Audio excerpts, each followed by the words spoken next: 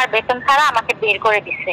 আমি চলে আসছি, পিঙ্কি ওখানে ছিল। আমি যখন চলে আসছি আমার কাপড় চোপড় ব্যাগ, পিঙ্কি ছিল আর একটা ছেলে ছিল রিয়াজ, ওর পুরাতন কাজের মেয়ে একটা ছিল বৃষ্টি।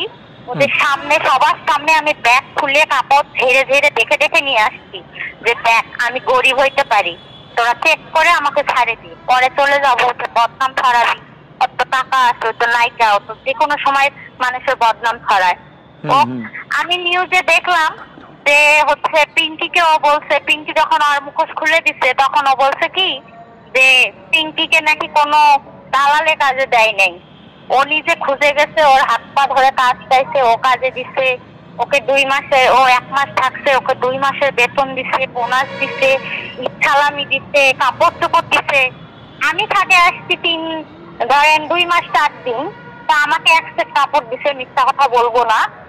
তো উনি তো কাজের লোকেরই বেতন দিতে পারে না, উনি আবার বোনাস দেয় কিভাবে? আমার তো এটা বিশ্বাসই হয় না। যখন আমি নিউজটা দেখছি তখন তো আমার দেখে একটু মনে হয় না যে ও পিঙ্কিকে ঈদ বোনাস দিছে, ইচ্ছালামি দিছে, আবার কাপড়ও দিছে, এটা আমার মনে হয় না।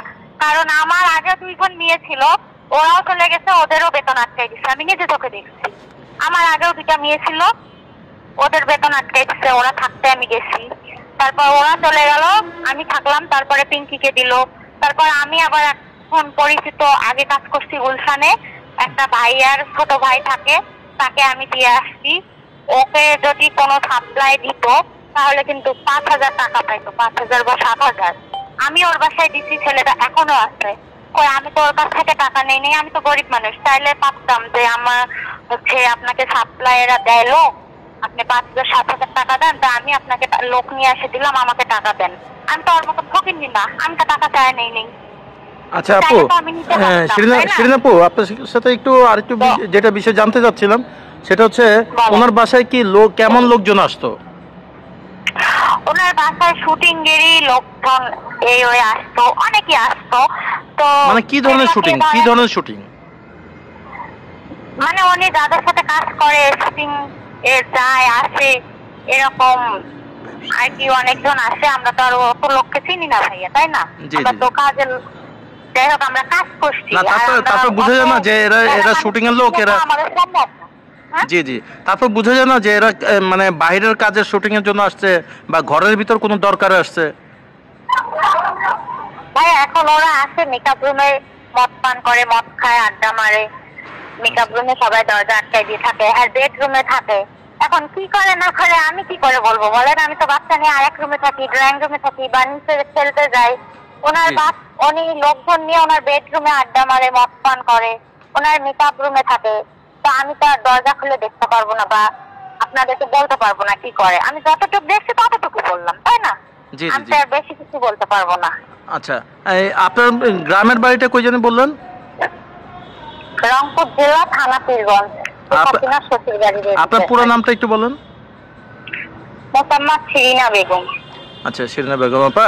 তো বিষয়টা হচ্ছে ওই যে আরেকটা যেটা আমরা সোশ্যাল মিডিয়া দেখছি, আপনি ভালো বলতে পারবেন, ওই যে শিরিন ইয়াস না আপনার সাদি সাদির সাথে, সাদির সাথে কি সম্পর্ক, এটা যদি একটু বলেন তাহলে উপকার হইতো।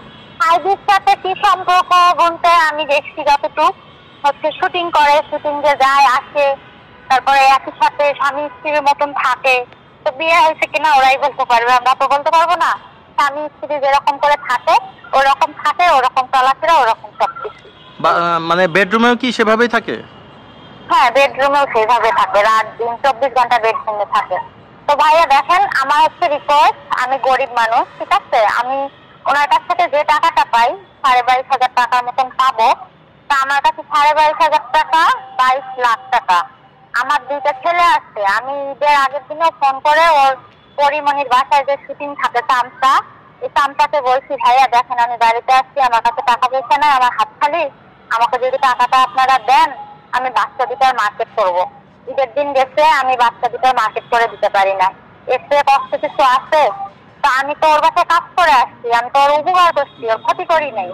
ও আমার টাকাটা আজও দেয় নাই।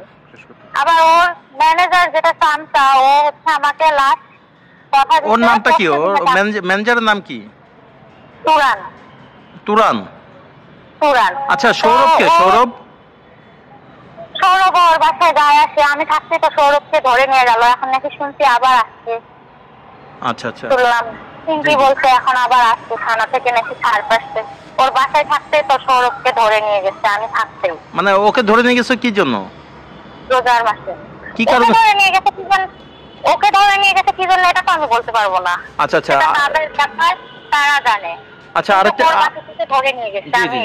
আরেকটা বিষয়, সেটা হচ্ছে এই যে আপনি যে আমাদের বললেন যে পরিমণি আপনাদের সাথে খারাপ ব্যবহার করতো, গালাগালি করতো, কি ধরনের গালাগালি করতো যদি একটু বলেন, স্পষ্টভাবে বলেন, সমস্যা নাই, আমরা একটু বিষয়টা শুনতে চাই।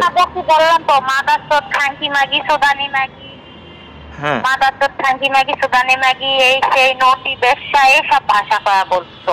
এইগুলো আপনাদের কেন বলতো?